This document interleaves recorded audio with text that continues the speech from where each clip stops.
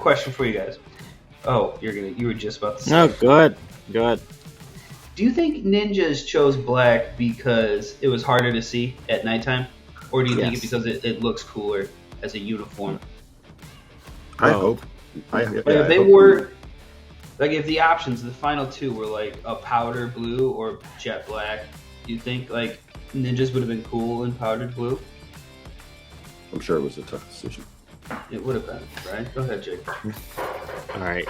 And welcome to the Family Based Podcast. My name's Jake. I'm Dallas. And I'm Ben. And we are recording on a Monday morning this time. So we're a little groggy, but we're going to try to move forward and jump right in. So, show of hands, who actually watched the Cubs in the past 2 weeks? 0 hands are going up. Oh, 1 hand's going up. That's big. Yeah, I mean... He's invested into the season. I mean, it's something to have on, for sure. That's the best way to say that. So, the last 2 weeks have actually been pretty decent for the Cubs and overall pretty entertaining for baseball in general. But for our first base topic, we'll talk about the Cubs as we always do. The Cubs, again, outside of up until today, they won 3 straight series, which is a big thing for the Cubs. They lost the series to Pittsburgh. Then they won 2 of 3 against St. Louis, Cincinnati, Boston. So, seems like the last 3 series they figured something out. If you guys have not watched it, have you guys seen any highlights of what's been happening? Yeah. I mean, it's been fun, dude. I don't know when the last time they had won 3 consecutive series has been. Yeah. I don't think it was this year. That'd be cool. I would be surprised if they had won 3 series all year prior to this. So it's been an enjoyable little run of games. I did see Wisdom hit that monster home run I sent you the other day. Yeah. When he just absolutely clobbered the ball. So I did see that. That was pretty neat. But yeah, I mean, it's exciting that they're winning games. I mean, there's still 15 games under 500 or whatever it is, but if they can be competitive, I mean, that makes the game and the time you spend watching it more enjoyable. So. Yeah. Has anything stuck out from the last 2 weeks? The Pittsburgh Series, St. Louis, Cincinnati, and Boston. Has there been something that stuck out when you guys were from that time?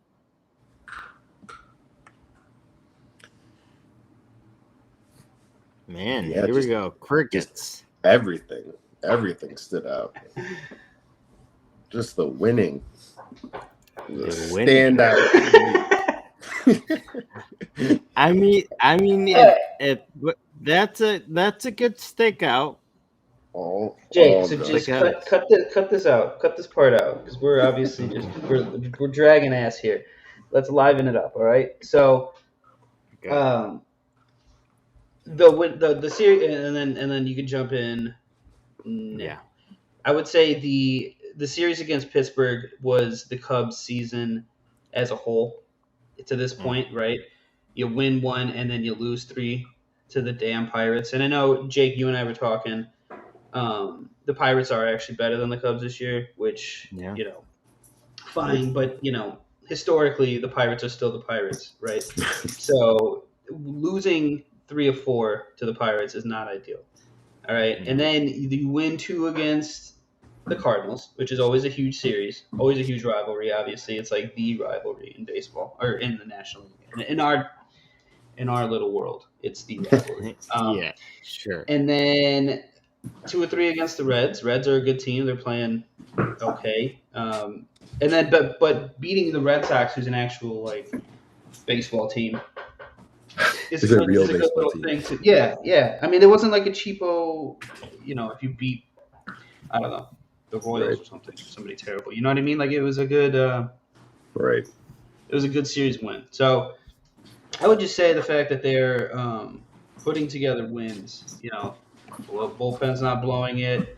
Everybody's playing pretty consistently. We had another decent start. I think it was Keegan the other day who pitched really well. Yeah, Sunday. Yeah, yeah. So like, if we can keep getting quality starts out of these younger guys, I mean, I think we're going to end up winning more. We have the potential to win more series um, down the line. But it's been fun though. It's been exciting. I know they're going to be a little bit on a road trip here for this next week. I think coming up. So hopefully Yeah, they can yeah, hopefully they can keep it together. Yeah. yeah. They have seven games under before they end the first half in Wrigley. So they have. We'll talk about this at the end of this. But yeah, seven away. That'll be a test of how bad they are. Not how good they are, but how bad they are. Right. So I mean, yeah. Let's not step on it because we'll get to it in a little bit. But yeah. What about you? What stuck out for you? Anything? I mean, So yeah, so what stuck out was, I would say, of all the series, um honestly, I know Boston sticks out because it's Boston, but Right. the Cardinals series winning 2 out of 3 in St. Louis sticks out to me. Yeah. Only for the fact that they had quality starts, they had timely hitting, they had good defense overall. I mean, and it's the Cardinals. So those games are always good. So to win those 3 games, or 2 of those 3 games in St. Louis, I thought was enjoyable to watch. It was a good weekend series, so I enjoyed watching that. But outside that, I mean, it's hard when you talk about players because it's always the same players. It's always yeah, Contreras, Hap, but Hendricks actually had a good start in St. Louis. So yeah, he really did. It was it's like his start on opening day. He was really good on opening day too. Um, yeah. and like I said before, we were all optimistic. This is going to be great. He looks back to form. Um, if we can get more starts like that out of him, right, where he goes kind of deeper into games, or he's able to eat away at some innings and save the bullpen. I mean, I think obviously that's what everybody wants, but I think for us in particular, that would go a long way, helping our staff. Yeah. So I do want to ask this question because this was the main question, kind of spurred on by an article that came out. The article was talking about Nico Horner, who is the main starter for shortstop for the Cubs. He's 25 years old. It seems like he's been on the team since he was like 16, but he's been in the league for 4 or 5 years now. This is the most games in any season he's played in so far. He's hitting over 300. He is the highest runs saved defensively amongst all shortstops with 8. So he is defensively doing really well, hitting over 300, not a power hitter, but he just seems to get on base, seems to hit the ball. So the article was pretty much saying that Nico Horner has the skills to be a shortstop for the Cubs for years to come. Now we talked about free agents. I'll ask you this very straightforward question. Do you want to see the Cubs stick with Nico Horner going forward, or do you want to see them go after, like Boston just brought in Xander Bogaerts? Do you want to see them go after a top line free agent shortstop, or do you want to see them stick with Nico Horner? You mean Trevor Story? The Red Sox brought in No, Story. but they brought in Story, but they brought to town the upcoming free agent Xander Bogaerts. Oh, right. Okay, I understand what you're saying now. Yeah. Yeah. Dude, I've been a big fan of Nico since we drafted him. He was I think a first or second round pick out of Stanford. You know, Yeah. so I've been a fan of him this whole time. Um, I've wanted him to have the opportunity to play. I didn't care if it was shortstop, second base, wherever it was. It looked like middle infield is what he's going to be, and it's as he's gotten more experience, more time, all he's done is exceed expectations. Now, there's no reason that you can't get one of these big name free agents and put them at a different spot or reconfigure your infield in some capacity to keep, them both satisfied. But if Nico's going to play gold glove defense, which it seems like he's on pace to do, you don't want to disrupt that. You don't want to move that. So it just kind of depends on what, I guess, the incoming free agent, like if they have enough trust in their ability to like swing over to third base. Like, could you get Correa to move over to third base, right, or something like that, or would Trey Turner go to second base or something like that, right? I mean, there's a lot of different things you could ask, but I think if you have Nico, you're in good position to win games. I think he's a guy that you can build around. So I would say keep him and then hope to bring in somebody else and reconfigure your infield. But yeah, I'm a big Nico fan. So, Dallas, would you rather your shortstop be defensively, like good up the middle, or would you want to see them hit for power? Because Nico will never hit for power. Would you rather have someone like Baez, like hitting for power, or do you want to see someone who's going to be more sure-handed up the middle? What do you think? 100% defense. If you needed to make the choice between the two, I'd rather see a strong defensive player. And I mean, there's nothing wrong with contact. Contact gets you on base. Base runners get runs. So I mean, you don't need to hit the ball over the fence every time you're at the plate. I'm just happy to see somebody get on base. Those are opportunities. And it seems like he's developing into being a fantastic member of the team. Yeah. So I've been reading this book. Go ahead, Jake. Go. No, you got it, Ben. Go ahead. So I was just reading this book, the Baseball 100, right? And I'm nearing the end. But we I read through the Ernie Banks chapter, and they talk about how there has never been an offensive shortstop who had ever hit for power before Ernie Banks. And the idea was always a Nico Horner type guy, a great defensive player who's going to turn double plays, who's going to get on base, bat him in the two spot. You know what I mean? He's going to get guys over, move guys over, all that kind of stuff. And then a guy like Banks comes along or whatever, right? And then to my point earlier, I just read past the A-Rod chapter, and they talk about how by every defensive metric, he was a superior shortstop to Derek Jeter. But there was no chance that he was going to come in to New York and take Jeter's spot at shortstop. So he acquiesced, moved to third. Now, I'm not saying Nico Horner is Derek Jeter by any metric, and I'm not saying any of these guys that we could potentially bring in this offseason are going to be A-Rod. But I'm saying it's worked before, where you kind of realize that this guy's good in the spot that he's in. Let's keep him here, and I'll move, I'll change, I'll work on something else. And now that the DH is in the NL anyways, you know what I mean? Like there's enough ways that you could figure it out that I think baseball has potential to go more, not positionless, but like more fluid in like who, because the DH, you can have more like roster flexibility and different guys who can do different things. So that's all I was going to say.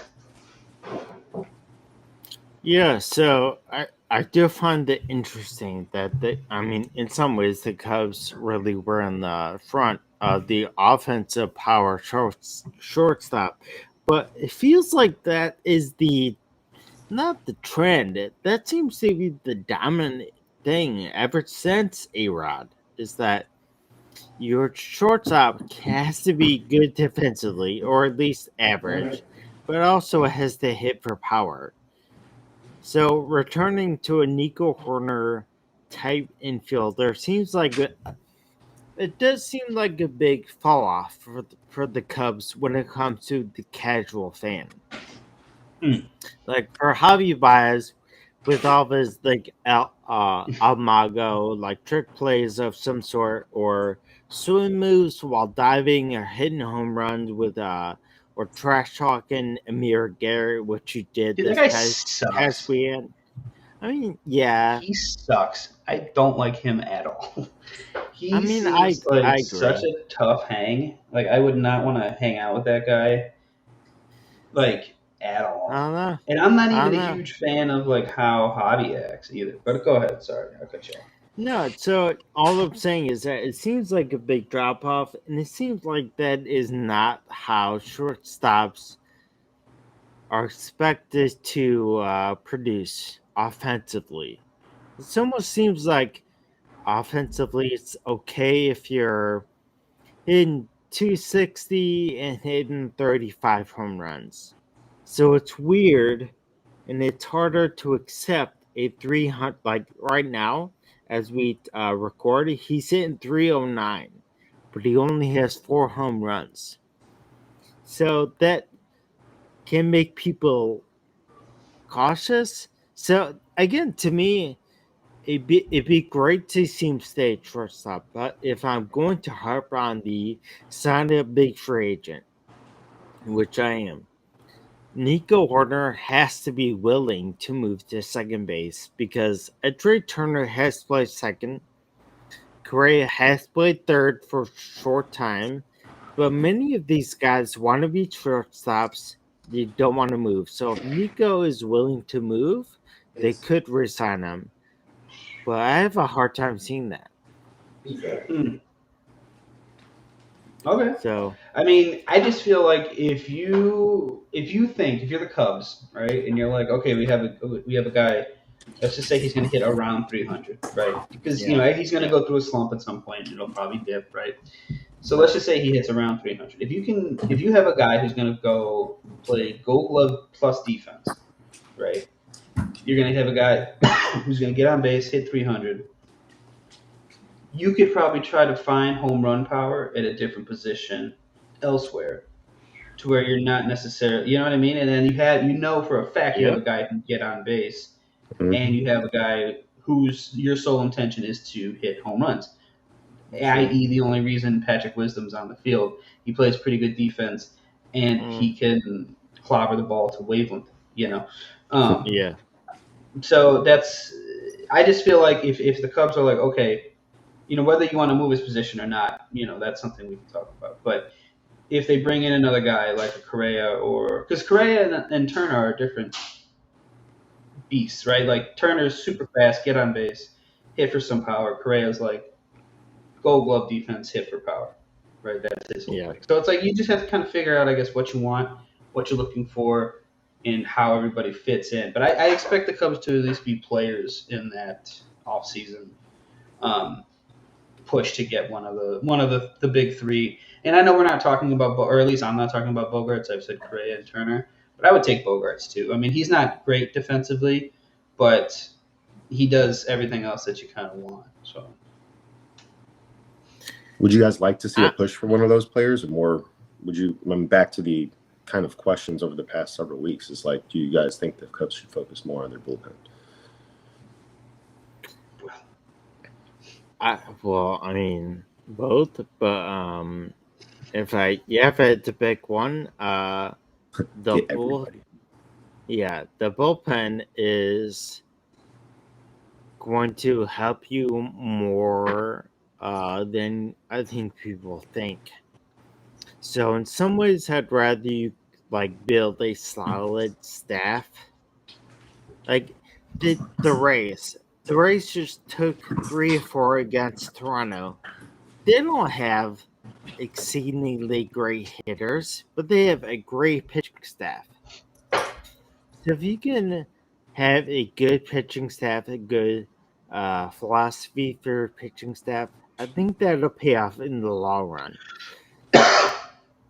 So I'd go with that. And then I mean, you can like Morel can play second base as he's shown. Wisdom is not a long-term future, but he's not terrible right now. So I guess try to build the bullpen. Dude, I think with our minor league system and the way that some of the younger guys are playing, like Pete Crow Armstrong's doing pretty well. Yeah. I expect Brendan Davis to get back. So like our outfield's going to fill out. We have young guys. We can make a big free agent signing. I don't think. Hear me out. I don't think we're that far away from being a 98 win team. I said 97 this year. He's back. I think He's we can. back to it, I ladies think and we can. gentlemen. I think we can Back get up at there it. within 3 years. Dude, what you really 2025. are, you should be a promoter. If That's the what you world are. is still around in 3 years, the Cubs will be a 98 win team. They might be the only team left in baseball after our What nuclear holocaust. But outside of those young players performing well, what is the key free agent signing or the focus that they need to have? Is it the bullpen? Is it starting? What do you well, think? I mean, ideally, you let the younger guys who are making the starts in the rotation, your Thompsons and Steele, and if you have high hopes for Caleb Killian, if you still think that he's going to project as a starter, right? You want to get them some starts, but ideally, the bullpen is super important. I've never heard of a single fan base who doesn't want bullpen help in some capacity at some point in every offseason. They're always like, it could be a little bit better. It could be a little bit better. It could be a little bit better. It's just a perpetual thing in baseball of needing bullpen help.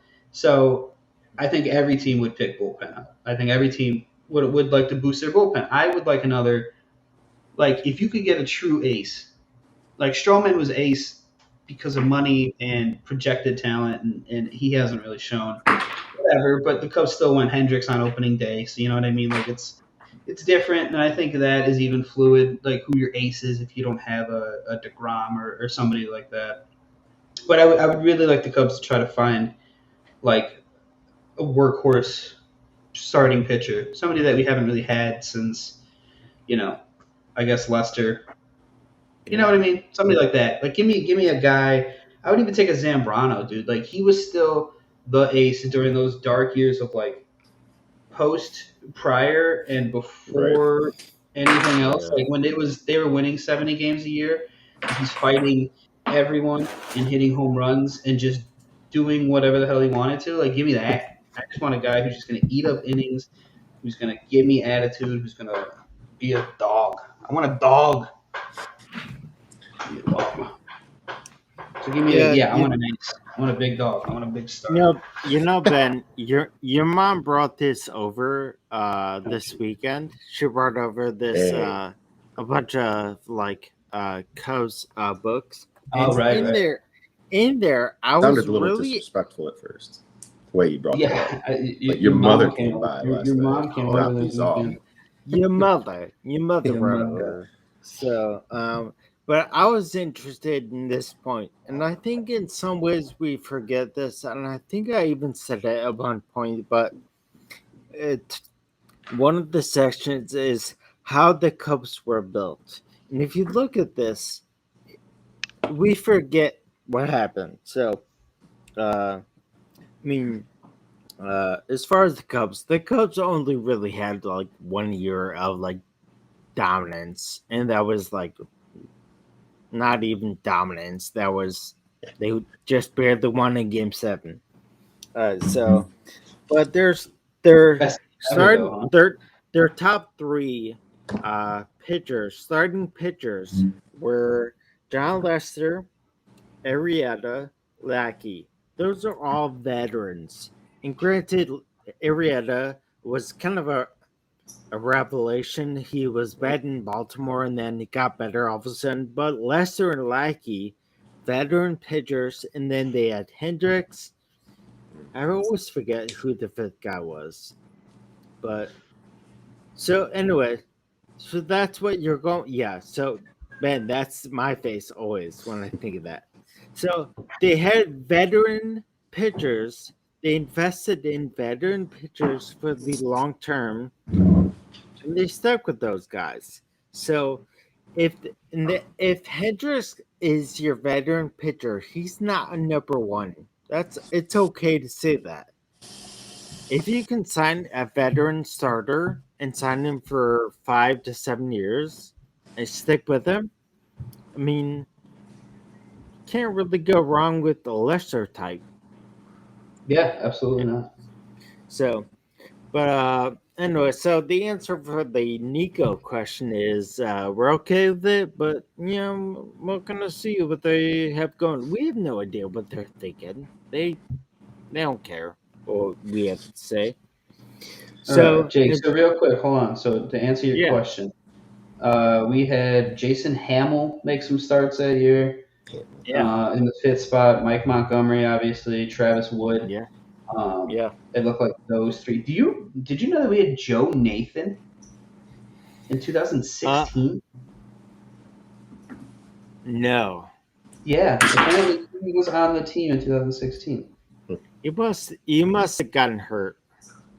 Like, or he was there he broke opening day, like broke spring training, and then they cut him 2 weeks. Yeah. I Wow, do I did not not remember realize that that. he was. Yeah, I didn't either. All right, go But ahead. I'm but sorry. but no, it's okay. But also remember, for that 1 year, they also had to trade for Chapman in the second half. So they made a lot of trades for veteran pitchers. I think that's the way to go.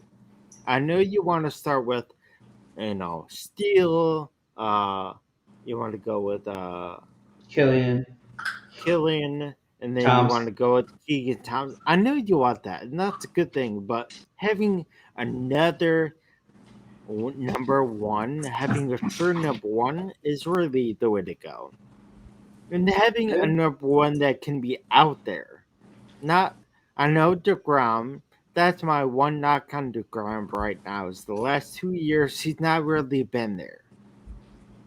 If you can get someone who's there consistently, that's always good. DeGrom wasn't like that before, so I get that. But still, having a number one out there for the season, I think is a way to go. But yeah, so we talked about this at the beginning. Just kind of wrap with this. The Cubs play 3 in Milwaukee and then 4 against the Dodgers. So as we always do, we predict. So they have 7 games. What do you guys think at the end of this week? What do you think the record is with 7 games away? I'll take. Ooh. Okay. Do Wow. tell. Let's go. You said 4-3. Yeah. What's the split going to be? I think they'll lose 2-2 or what? I think they're going to lose 2 to the Dodgers. Yeah. Okay. So they're going to go 2-2. Yeah. I was going to say 3-4, and I felt like that was a ballsy pick, saying that they were going to go 3-4. So now it's less dramatic. But yeah, I still take 3-4. They'll hey, to you too. They'll win 2 against the Brewers, and then they'll steal 1 against LA. But So I'm gonna be the most pessimistic and say 2-5 because that's just how the Cubs do. They have 3 great series and then they can't win, so they squeak out 2 wins, I think. But I'll be happy if that's not the case. So let's hit second base, and we actually have 2 people that we want to focus on for second base, and that is the Freddie Freeman drama, and then Juan Soto's reported contract offer, or at least something that's on the table. So Freeman, let's start with Freeman. So Freeman, for the first time, went back to Atlanta. Now he's on the Dodgers. Went back to Atlanta. Videos of him on the field crying, being emotionally overwhelmed. Still played really well. But right after that series, he fired his agent, Casey Close. Now, after he fired that agent, stories started swirling about why he did it. Now, some early stories that got refuted were that Casey Close was not bringing him all the offers, and that's why there was a disconnect. But then there was talks about Freddie Freeman's just angry he's not back in Atlanta.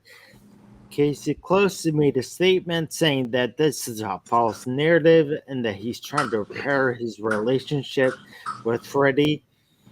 And then Clayton Kershaw even came out saying that he hopes the Dodgers aren't playing second fiddle to Freddie Freeman and the Braves.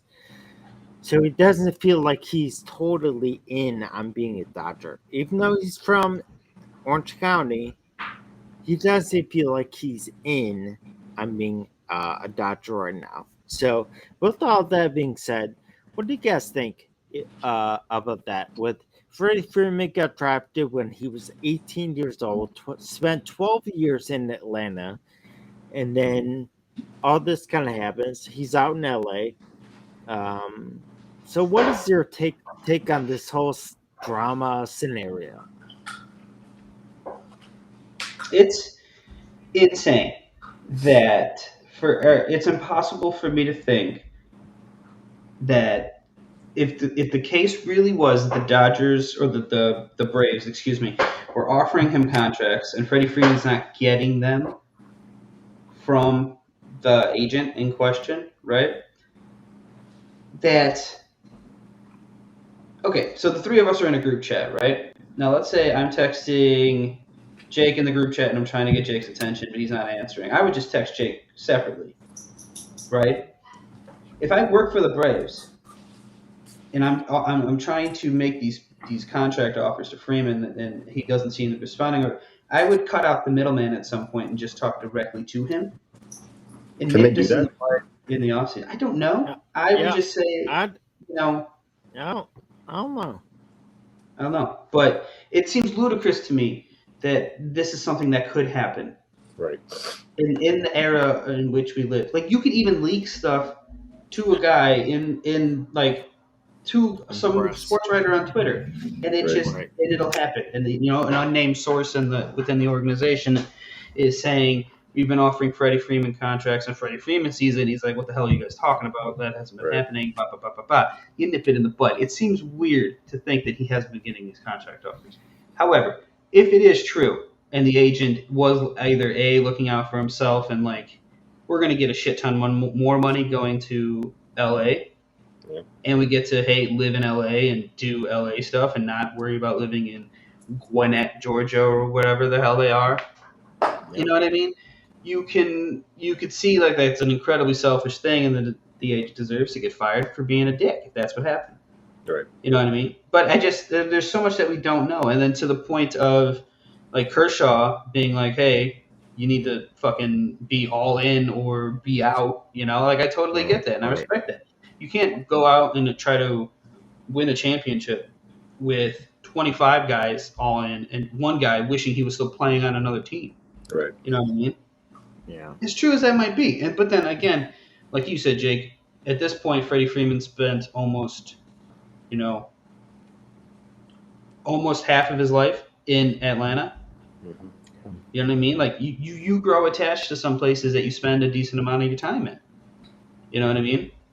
And so that's completely natural on his part to still feel some kind of connection to the city and to be an emotional, especially if he is an emotional person just in nature. If I watch some commercials, I tear up. You know what I mean? I get being overwhelmed by emotion and showing that. So exactly, yeah. But so I don't like that Kershaw would question that in that capacity, out in public. Just kind of talk hey man, we need you either all the way in or all the way out. You have a conversation with him at his locker.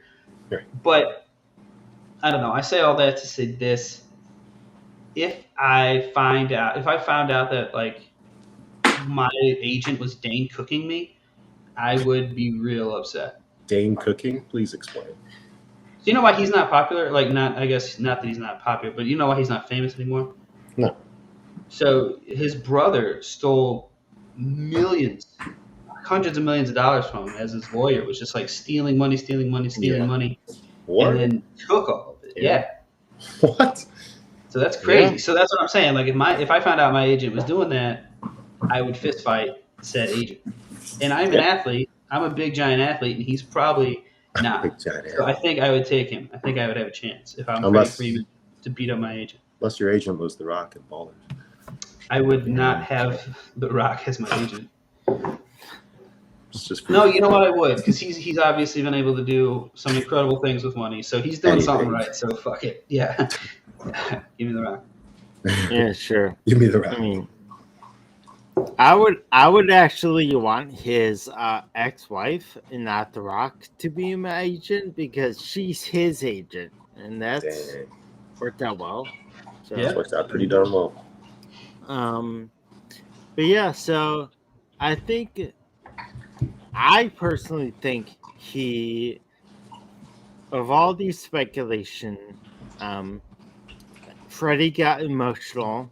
He got sad, but he also got mad that he's not back with, honestly, his friends. Yeah. Sure. And like a father figure in the head coach. So I think he got sad and mad, and being there kind of raised all these issues for him. So I think in emotion, he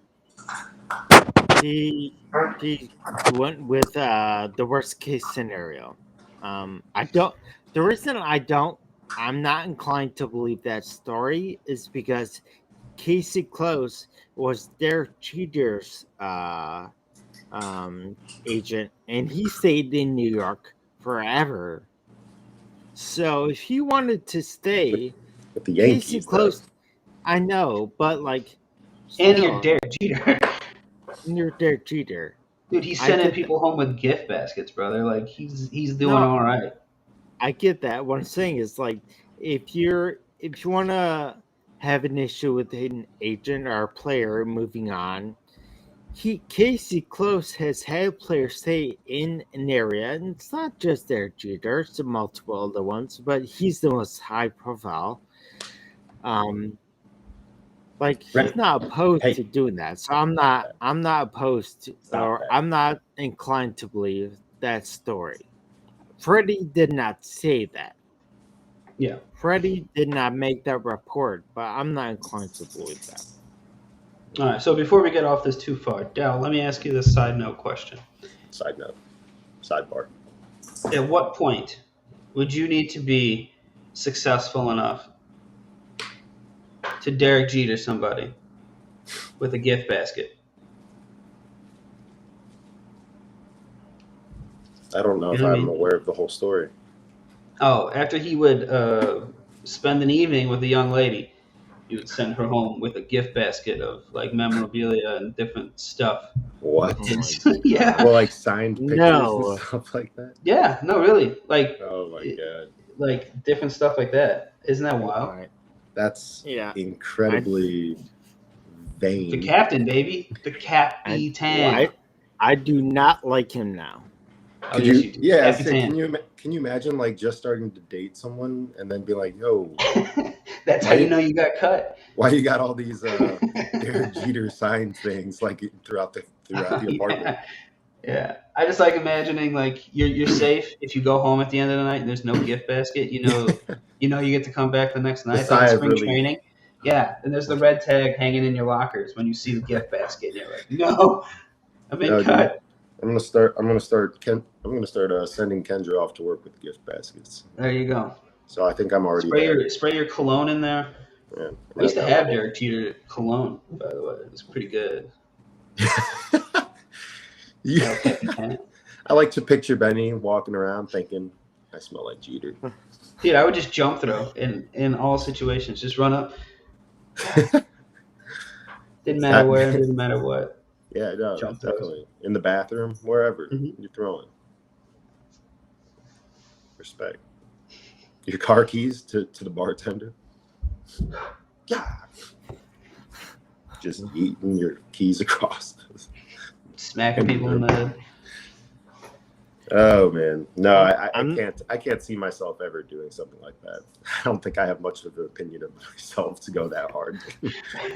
Well, I guess you're not, the captain of the New York Yankees, and It's true. I'm not. It's not. I I can't even get, that's what fathom. I'm saying. There has to be a level to it. Us just being normal people, that seems ludicrous. But at Right. some point, the more rich and famous and successful you get, Right. things have to become weirder for Yeah. your life to seem exciting. Yeah. So like you have to be giving Gift gift baskets baskets out, or to your loved ones. signed memorabilia along with NDAs All of right. like Heads we up. can't discuss anything.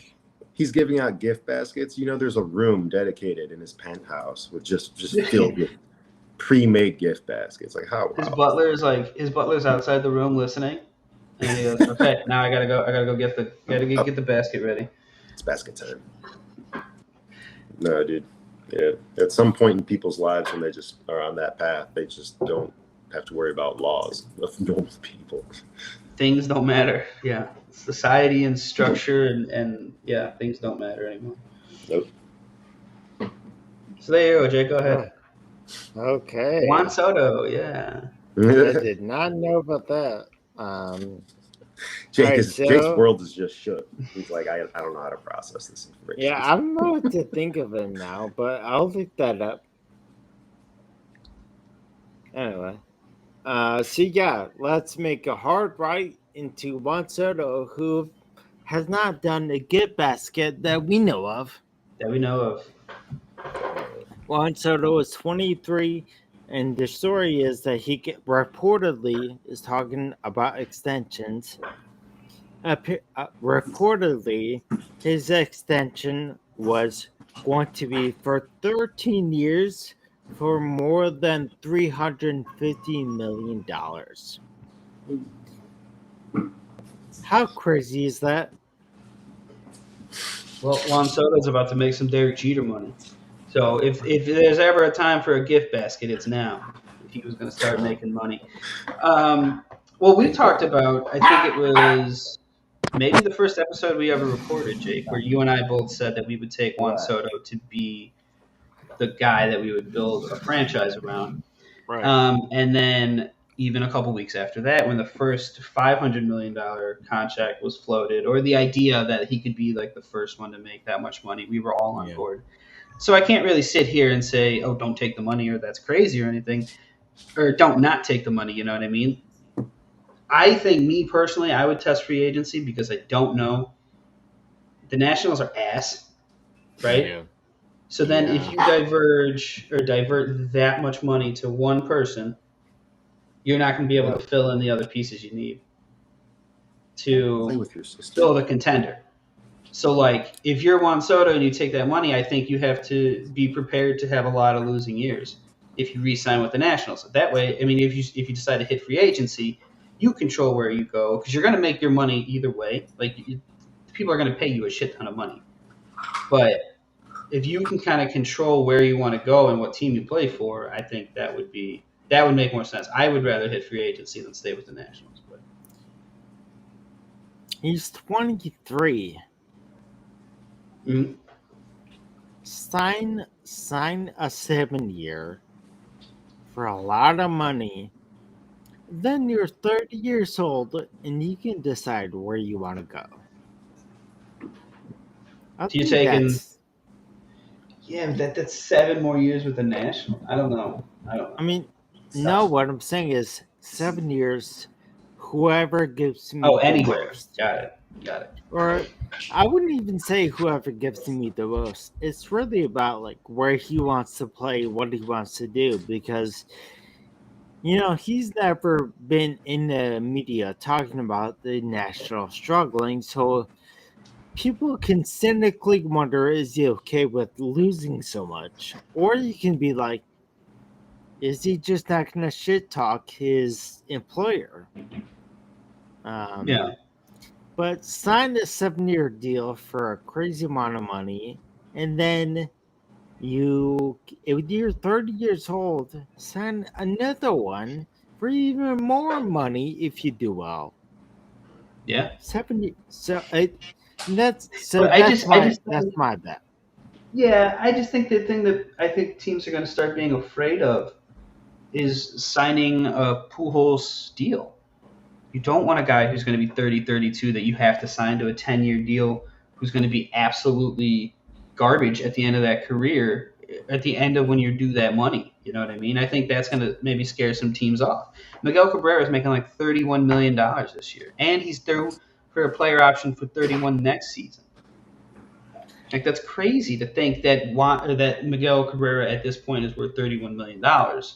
You know what I mean? And I No. get, Yeah. and I'm all about players making their money, and that's never going to change. So, fine, do it. But it's just, I think that might scare some teams off at the end. Well, Aaron Judge is 31, and he's looking for 7 years. Are you not going to sign Aaron Judge? He's besides this year, when has he proven that he's been healthy? And I get that this year's been really good, but like I don't know if I would sign him for 7 years. I don't know if I would, and I know that that's probably shooting me in the foot. And especially if I have the money, if I'm a team with the money, I'm not like making a hard financial decision. I'm not like the Twins, right? Which I'm just throwing them out there.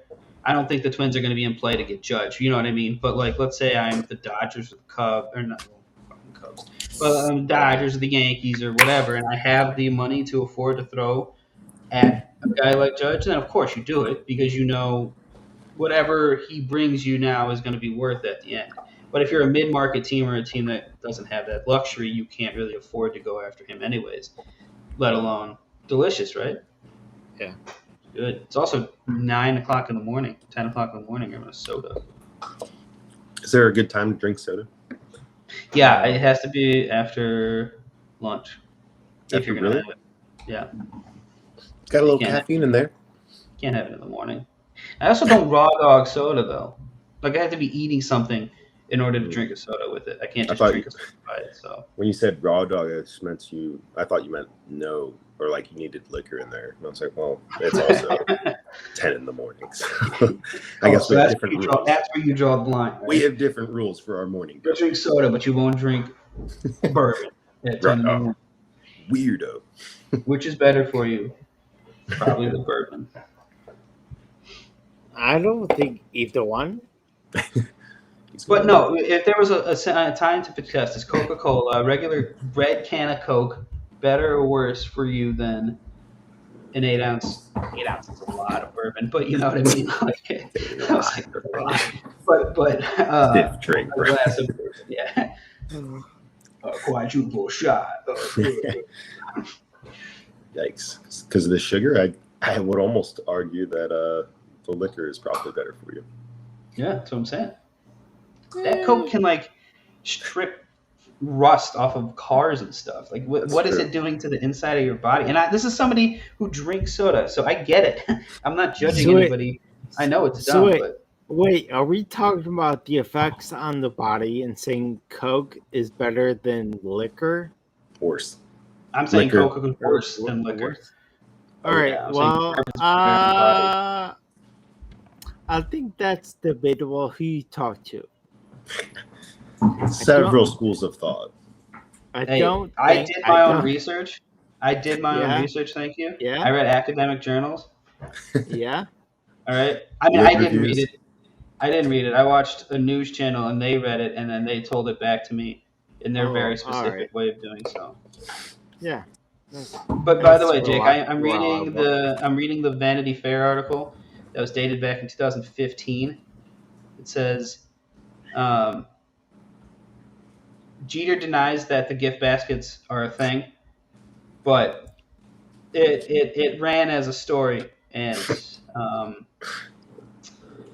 the New York Post ran an item reporting that Jeter gave his one-night stands gift baskets of signed baseball memorabilia as parting gifts. So it's been dogging Jeter ever since, but Jeter says no, it's not true. He goes, it's a dumb story. You have to be real dumb to believe it. So apparently, I'm real dumb. Apparently, I'm real dumb. Thanks, Derek. That sounds like a Mets fan who hates Jeter. Made that up. Jeter. Can you? That's how he's getting heckled, dude. Like, yeah. You're Gift so great. You're basket. having one night stands. And you're giving gift baskets away. You rich, successful piece of shit. All right, so 13 years for 350. I'm just gonna make a one word reaction of saying, don't do it.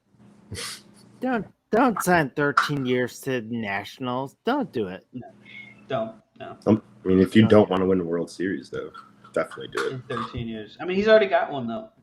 So Yeah, it's true. I mean, at this point, if you're just content with money, like Chris Bryant, like I think he went to Denver just because he had already reached success as a individual. He's got his ring. He got his Rookie of the Year, his MVP. So he's like, well, well, that's enough. I've done enough. Yeah. You know, if Juan Soto wants to do whatever good he wants to do with that money, then do it. But if it's primarily to win and be at the highest level, you're signing a Trout deal. The Angels won't make it, and you're stuck. Yeah. Don't do it. Don't do it. All right, so we're gonna hit third base because I know this one is gonna rile you guys up, or at least you'll have opinions on this.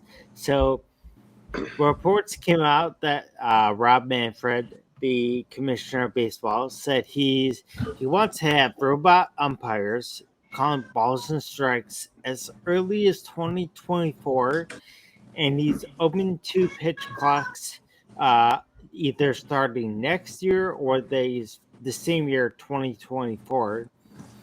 And then we'll talk about. He also said he wants to expand to 32 teams, but we'll focus on umpires and pitch clocks. What's your initial reaction to robot umpires, pitch clocks coming pretty soon? What do you guys think? Hey, I don't care. Like, I would prefer a home plate umpire just because we grew up with that and that's what it's been. But if you play video games, like all three of us have played the show or play the show, it's basically a robot umpire. It's like you're pitching in a square, like you know exactly where you need to pitch it. Hitters will know what the strike zone is exactly. There's less ambiguity. There's less fluidity, I guess, depending on the umpire. You could have Angel Hernandez, or a great umpire where the strike zone's either exactly where it is and the ump's sharp on it, or you could have Angel Hernandez where the ball, it's who knows where the hell the ball's going, where the strike zone's going to be. So you kind of get rid of both of that, and you have just a set, strict thing. And I get baseball purists don't love it because it's adding more technology to the sport, but that's just what we're doing, man. Like you people are complaining about this, new technology being added to the sport on your smartphone. You know what I mean? Like you're complaining on new technology about new technology. So it's like, just pick and choose your battles. But I would say it's coming either way. Like, so you can either get on board or fight against it, but you're going to get ran over. So I'm all about it, man. I think people should embrace this. Embrace our robot overlords? 100%, dude. Yeah. 100%. They know what's best for us. Skynet. Do you know that's who's going to be running the robot umpires? I hope it. Right. Good. Yeah. You get Arnold Schwarzenegger back there? Skynet's online. He's just enforcing them? Yes. Why are you in favor of it? Consistency, man. You see replays of home plate umpires calling pitches that are a good 6 inches off the plate strikes. And you're just like, how? What is this? But that's rule of law. What the umpire says goes in the game. So I think some consistency. And the one thing you can't, the one thing you can't argue as manager is balls and strikes. You're going to get rung every single time. Yeah. And this also saves a lot of managers from getting kicked out of games and losing game checks, if that's even what happens. Because what are you going to argue with pinpoint laser technology? You can't argue with cameras, with actual fact. You know what I mean? What are you going to? Right. So it'll be interesting. What about you, Jake? My thought is this: is that whenever they introduced when you watch on TV, because in person you can't see it, Sure. but when you're watching on TV, whenever they introduced the strike zone box, that was the start of it. Because Beginning. before then, you had no idea, and you disagreed or you agreed, but ultimately you had no idea because you were not the umpire. But now that they have a box on every screen for every, I think fans believe they are umpires. Mm. And I think if you look back at it, like Look for a back at Cubs it. fan, Look back at it. look back at the Kerrywood 20 strikeout game. Yeah, there were a lot of swings and misses, but how many strike calls were maybe not strikes? But it wouldn't take that away from the game. So whenever they introduced the square onto the screen, it was just time for it. It was going to happen at some point. Chill. Now, since we're at this point now, and there are more people and more fans being more vocal about it, then I feel like you have to at some level, or at least you have to make it like you get 3 challenges a game or something like in football for balls and strikes. But I think it's just inevitable. So just embrace it. It's gonna happen at some point. So just get it over with and figure Yeah. out and get the mistakes figured out and just do it. So, And try to be but ahead of the curve. You know what I mean? Like just try to stay on. Like try to stay ahead of it so that you're not the team that's lacking behind if you can get some court not advantage, but advantage in a sense. Does that make sense? yeah, yeah, no, it does. And the one thing I find intriguing is the pitch clock option. Now So what there's is that? plenty of ways. I haven't read about it. Well, that's the thing is they haven't set out anything specific because I'm sure they're still working on what it would definitely be like and how many times you can throw over to first base or second base before you actually have to pitch or something like that. So I'm sure they're figuring it out.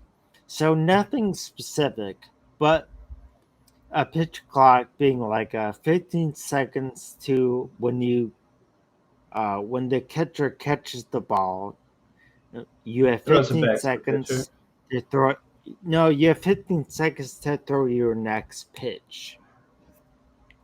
Now Yeah, yeah, okay. this year they've introduced PitchCom, which gives pitchers and catchers a direct line to know pitchers, so you're not calling the pitches. And that's supposed to speed up the game. Yeah. They've already embraced it. So in some ways, again, it's like you've already embraced it. It's gonna happen. So just bring it Yeah. in. Just jump in with both Well, feet, you know what I mean? like mistakes will get ironed out, but just bring it in. Yeah. What do you guys think of pit clocks? I'm fine with it. I mean, we have play clock in the NFL, you have a shot clock in the NBA, you have Yeah. um, hockey sucks, but so you don't have to worry about that. But I mean, like in real sports, you have to worry. You have a shot clock. You have Wow. a pit. Play clock. So it would make sense to have a pitch clock. Why not? It doesn't hurt. And again, if your attempt is to speed up the game or to make it more palatable and enjoyable to non-fans, Right. then a speed up of the game is necessary. That's one of the things that if I've ever had a conversation with a non-baseball fan, and I always ask, why don't you like baseball? It's like, oh, it's boring, it's too long, Yeah. it's impossible to watch on TV. By the way, did you guys see the broadcast with I think it was Apple yesterday's game or 2 days ago? I love the Apple TV games. What? No, but there was no booth. So Really? there was no booth. The game was completely played in just the sound effects of the stadium. So you would That's pretty hear cool. the crowd, you'd hear the crack of the bat, you'd hear all of that. Hmm. Nobody in doing play-by-play or color at all. I don't know if it was a technical issue or whatever, but it was awesome. It was a really enjoyable way to get. It felt like you were sitting there, but you were just getting cooler angles. You were getting the camera angles, but it sounded like you were actually there at the ballpark. It was pretty neat. That's really awesome. And again, that would be something that's more directed towards diehards, like the three of us, rather than trying to sell that to a new fan or something like that. But I think a pitch clock, something like that, is necessary. Again, if your entire purpose is to bring in new fans or to make the game more palatable. Yeah. And thus, this will be you are directly connected to this. So, in that same interview, Rob Manfred said he wants to expand from 30 teams to 32 in a rather short time. So, there are a ton of cities that could receive an expansion team. One of those is Nashville. Now, what are the two cities that each of you would like to see get a baseball team? I'll go first because I have thought about this a little bit. I think Raleigh, North Carolina is a good bet because but only if you can build it near downtown. So Jay, if that's you an build it, they asterisk. will come. Not If you in build Raleigh. David. So not Raleigh, but so if we're just going random new ones, I would have to say Nashville and Portland. Portland has a rich history of baseball. Fans are crazy in Portland, sports teams, and Nashville for obvious reasons. So, what do you guys think? I'm gonna say because you want to have one on the east and one on the west. But my question would be like, how would divisions shake out? Yeah, that's what I was trying to picture. Like, where would this team be? Because you know what I mean. Because I would say like Montreal would be cool to have them have another team again. But then would I make them in the National League East, or would they be? Probably. You know what I mean? Like, right. So then you see how things would have to get kind of like shifted, or things would get kind of changed around. I think if I'm going with teams, I'm gonna pick two teams or two cities that have not had a team yet. So I'm gonna take Montreal off. I will go with Las Vegas. It's proven that football can work there. I've just been like a team that baseball city hasn't gone to. Yeah. I would say Vegas as my West Coast team. I would put a team in the West. And nowhere, I think they've knocked off pretty much every big city in the Midwest where you'd want to go. Right. So you would have to put it on the East, and I would say probably Nashville's such a good pick. It's hard to not pick Nashville, really. Yeah. I want to go with something different though. So I'm gonna go with Do Birmingham. My geography, dude. You should see. I am traveling the East. I am like hitting every major city in my brain that I could think of. Screw it. I'm gonna say Vancouver then. Vancouver and Los Angeles. You get another Canadian team. Wait, yeah, I know. Yeah, I know. two West teams. All right. Okay. One of the AL. Yeah, no. Fuck it. Yeah. All right, now what do you think? Yeah, I was going to pick Nashville and Vegas, but so I guess to be a contrarian, I mean, you could do Indianapolis. Boo. Why would you want to subject yourself to that? You could do Louisville. Louisville wouldn't be bad for a ball team. Hey. Yeah. Ooh, Memphis maybe. Hey. Memphis. Get down. Yeah. Get down. Yeah, sure. Yeah, it could be a lot of fun. Yeah, I'm gonna go Memphis and Las Vegas. Okay. All right, Yes. let me hit you with a hypothetical team name. Yeah. So if I'm Las Vegas, do I go with the Aces, or is that too on the nose? Because Aces for like your pitching staff, Aces as in gambling cards and stuff like that. Nice. The Or would you Vegas want to, Aces. or would you want to go with like a Golden Knights, where it's like an homage to the city, and less like, you know what I mean, less on the nose. Golden Knights sounds like one of those fake teams that you'd make up in like old Madden baseball games. Yeah. Mm-hmm. They could But have done Golden that. Knight, I mean, because it's supposed to be like, oh, Las Vegas is amazing at night, and it's golden. Blah, blah, blah. I did not know that. Or I might have just made that up in my own head. All right, Jeter, why don't you calm down? You want to get a Yeah. basket? Gift I'm getting you baskets. a gift basket after this pod. I hope you do. I'd be so happy. Dude, when Hestu leaves for work, give her a gift basket. Yeah. Thanks for This is for you, stopping by. baby. Shug. Call her by the wrong name. I do like Aces, but I feel like they will go for something that will be a mascot that's not a literal card. Okay. Well, I mean, think so- about it. Like the White Sox have a mascot, and their thing's a fucking literal sock. Do they? Yeah, it's like a green fuzzball or something, Yeah.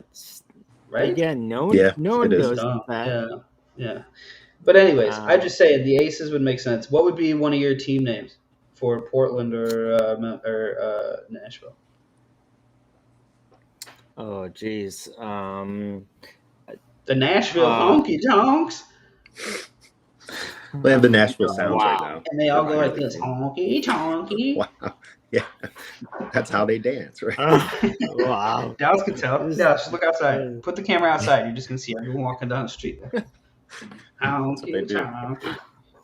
Well, Nashville has a potential name. I forget. Actually, yeah. You know what?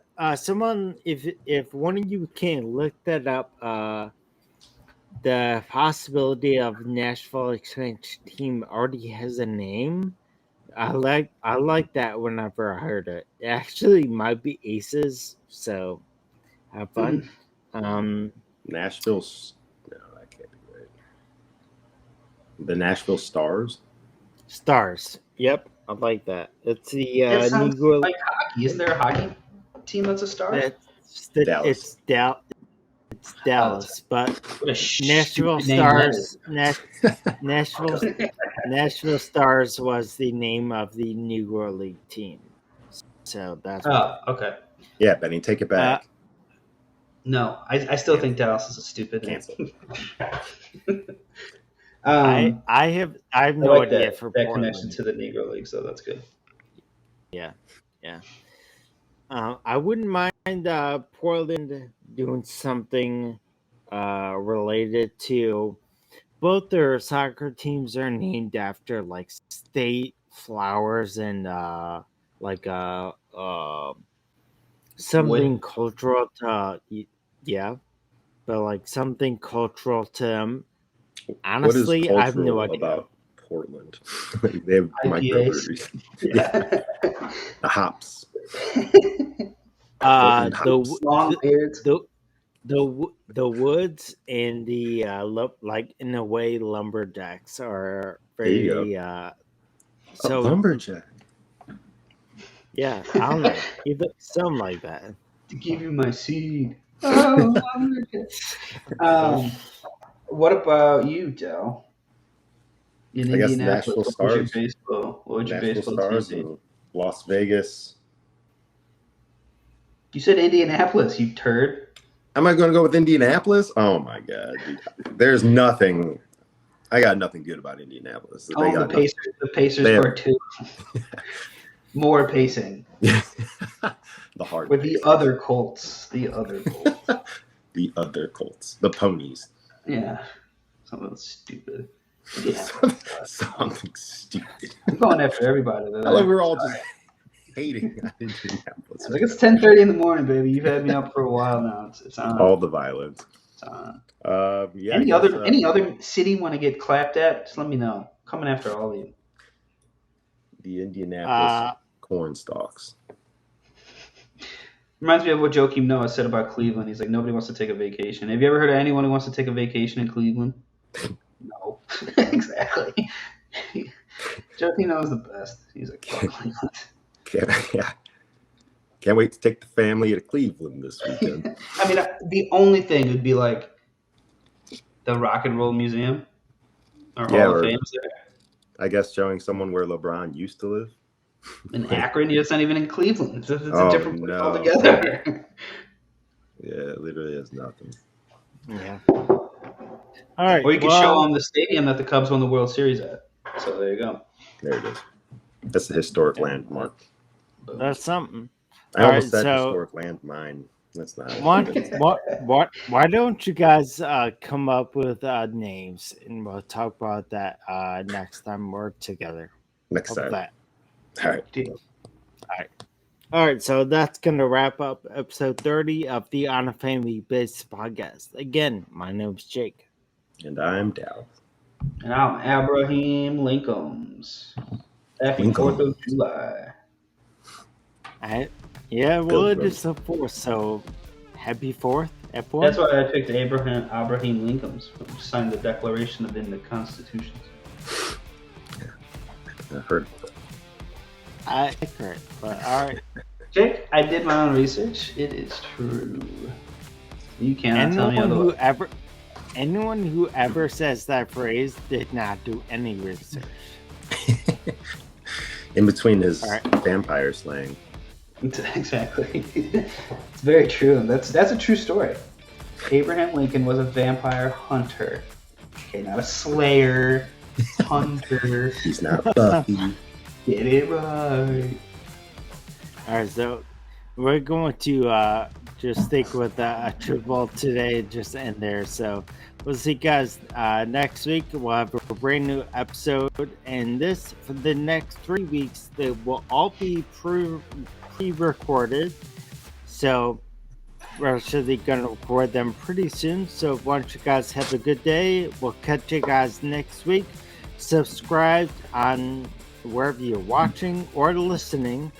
Follow Instagram or TikTok for all of our post information. So have a good week. Have a good 4th. We'll see you guys next week. Bye. Bye.